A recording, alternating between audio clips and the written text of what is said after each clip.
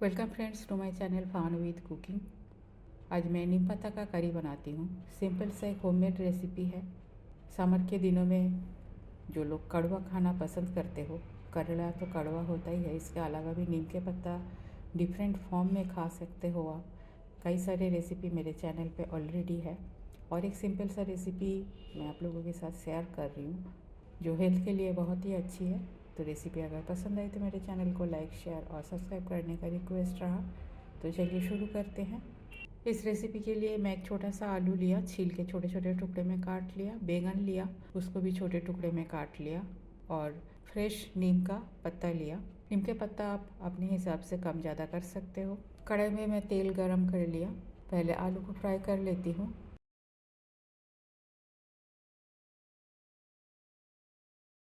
आलू almost fry हो गया है, ब्राउन कलर भी आ गया है। अब आलू को मैं तेल से बाहर निकाल लेती हूँ। अब इसमें डालती हूँ एक पिंच सैलरी सीड, रांधुनी सीड या अजमोट सीड भी बोला जाता है। थोड़ा सा सरसों का दाना, काला सरसों का दाना। एनी हाउ आपके पास रांधुनी का सीड नहीं है तो आप अजवाइन भी डाल सकते हो।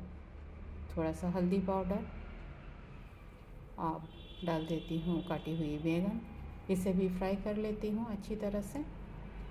और साथ ही में डाल देती हूँ नीम का पत्ता।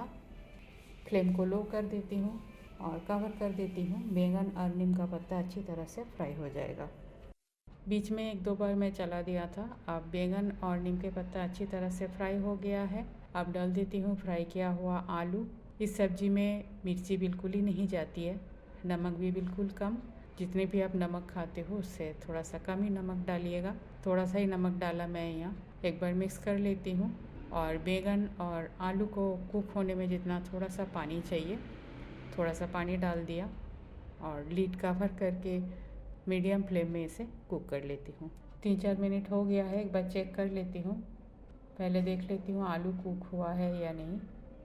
हाँ, आलू बिल्कुल कुक हो गया है। अब फ्लेम को हाई कर देती हूँ।